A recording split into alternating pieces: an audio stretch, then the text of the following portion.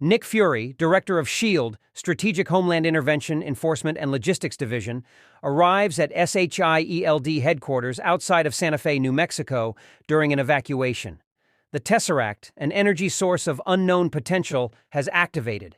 It opens a portal through space, and the exiled Norse god Loki steps through, carrying a strange spear with a blue, glowing tip. Loki takes the Tesseract and uses the spear to take control of the minds of several S.H.I.E.L.D. personnel, including Dr. Eric Selvig and Agent Clint Hawkeye Barton, to aid him in his getaway. S.H.I.E.L.D. personnel pull out of their base when an energy surge from the Tesseract causes the ground beneath the base to collapse and destroying it. A short pursuit of Loki fails to capture him. In response to the attack, Nick Fury issues a state of emergency, telling his top agents Phil Coulson, Natasha Romanoff, and Maria Hill that they are completely out of options. Fury pulls Romanoff and Coulson out of their respective assignments and sends them to find the heroes he needs to oppose Loki. Romanoff is found in Eastern Europe interrogating suspects, and Coulson pulls her off the assignment and sends her to find the big guy, Bruce Banner, aka the Incredible Hulk. Banner has been living in exile in India, working for a hospital in Calcutta helping sick people, and has found inner peace doing so. Romanoff tells Banner about the Tesseract and its destructive capabilities.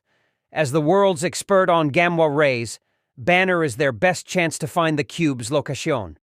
During a video chat with the World Security Council, the superiors who run S.H.I.E.L.D., Fury is grilled about his plan to bring about the Avengers initiative. The WSC are furious, saying that it's the wrong thing to do, and these people will never work together as a group.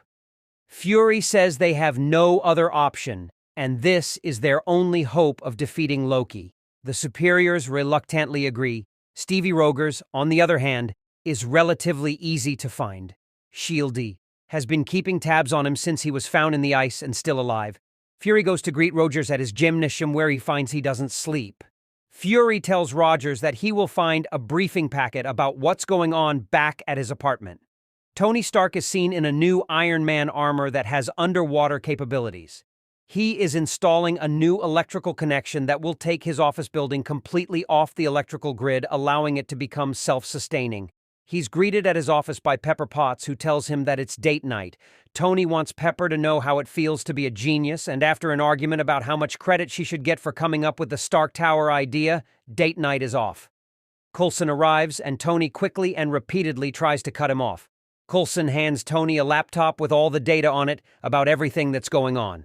Pepper decides instead to go to Washington, D.C. to get the zoning permits for the next 2 buildings for Stark Tower, as it seems Tony has homework to do, and a lot of it. On the airplane to the secured location, an aircraft carrier that can convert to a flying aircraft carrier, Coulson is telling Rogers about how it's such an honor that they found him and tells him about his Captain America trading card collection. They then head to the helicarrier, and Rogers is introduced to Dr. Bruce Banner. The two then wonder what kind of ride they're in for. Rogers thinks it's a submarine, but the last thing Dr. Banner should be riding in is a submerged, pressurized metal container. The carrier takes off. On board, they are briefed that Dr. Selvig and Loki have been traced to Stuttgart, Germany. Rogers' first assignment is to go to Stuttgart to arrest Loki and bring him on board the helicarrier. Loki is at a formal black tie gala at an art museum where he is kidnapping a doctor who harbors the element they need to make the Tesseract work. While Dr. Selvig creates a distraction and Hawkeye kills the men guarding the building, Loki carries out his plan. Outside, he is instructing the civilians present that they need to kneel before him, or else, and that freedom is life's great lie. However, one old man stands up in defiance, and Loki prepares to strike him down. However, the killing shot is neatly blocked by the shield of Rogers as Captain America before moving to confront the god. As Rogers battles Loki, Tony makes his entrance to the tune of AC/DC's Shoot to Kill, with full Iron Man weapons drawn to knock down the god and daring Loki to make a move. Loki quickly surrenders when the two heroes arrive, and while being flown to the high-tech prison on board the helicarrier, the plane encounters a lighting storm. Rogers asks Loki if he's afraid of lighting, but Loki tells him it's not the lightning that he's afraid of. It's what follows. Thor, Loki's half-brother and the Norse god of thunder, arrives and attempts to capture Loki so Loki can face Asgardian justice for his crimes, which will be more effective than Earth's. But Thor gets into a fight with Rogers and Tony. The fight ends in a stalemate. Eventually, Loki is taken to the helicarrier and placed in a glass cell designed to hold the Hulk. Fury explains that if Loki attempts to escape, even by merely cracking the glass, a shaft will open below him, and he'll plummet to Earth and possibly be killed. On board the aircraft carrier, the fully assembled Avengers squad is being briefed by Fury about what they think will possibly happen next. Loki is in prison and is interrogated by Agent Romanoff. Tony Stark arrives, and it seems the only one of the group he really gets along with is Bruce Banner. While conducting experiments on Loki's scepter, Stark tries to get a rise out of Banner so he can witness Banner's famous party trick, turning into the Incredible Hulk. Banner flinches and then begins telling about how he's been unable to fully harness his abilities and that he suffered depression after the accident. That's why he moved to Calcutta, as helping people is what gives his life meaning. The Avengers, now brought together, argue and deliberate over how to approach Loki and the revelation that S.H.I.E.L.D. plans to harness the Tesseract's power to develop weapons, a discovery made by Rogers. Fury admits that the events in New Mexico a year before made S.H.I.E.L.D. aware of other races on other worlds, some of whom may see Earth as an easy target. Thor is seen asking Agent Coulson about what happened to Jane Foster. Coulson tells him that S.H.I.E.L.D. has placed her in their witness protection program and that she's in a safe zone in London. The decision was made to produce weapons with the Tesseract as a means of deterrence. As the group argues, Clint Barton and Loki's possessed agents attack the helicarrier, disabling one of its engines in flight. While Stark and Rogers attempt to restart the damaged engine, Romanoff tries to prevent Dr. Banner from turning into the Hulk and destroying the ship from inside. Her attempt fails, and she's chased through the ship until Thor takes up the battle to pacify the beast and manages to fell him briefly with a hit from his hammer, Mjolnir. While fighting Barton, Romanoff slams him into a guardrail, and the blow to the head breaks Loki's mind control.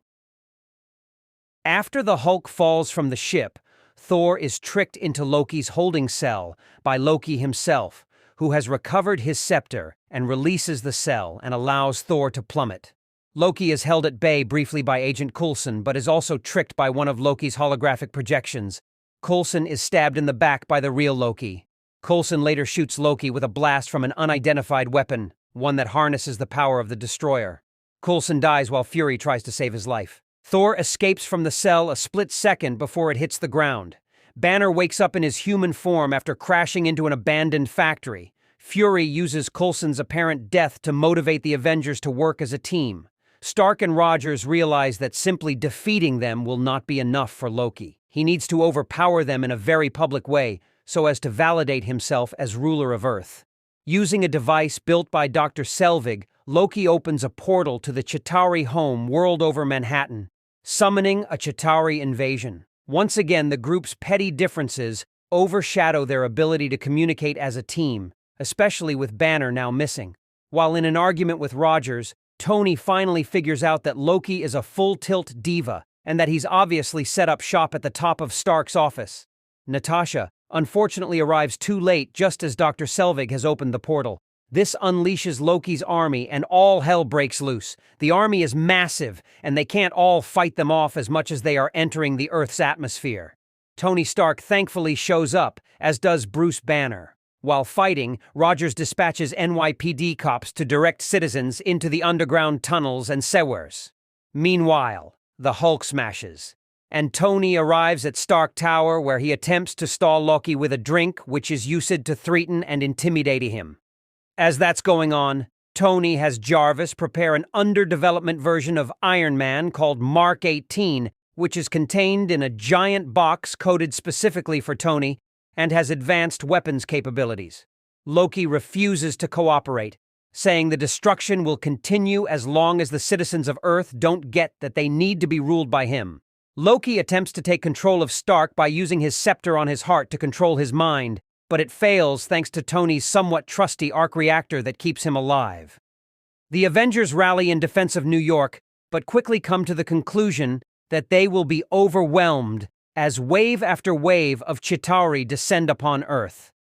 With help from the reformed Barton, Rogers and Thor evacuate civilians, while Dr. Banner transforms into the Hulk and goes after Loki, beating him into submission in Tony Stark's penthouse. Romanoff makes her way, with a little help from the Chitauri, to the device that holds the portal open, conveniently located on the roof of the Stark building, and hits Dr. Selvig over the head, freeing him of Loki's control.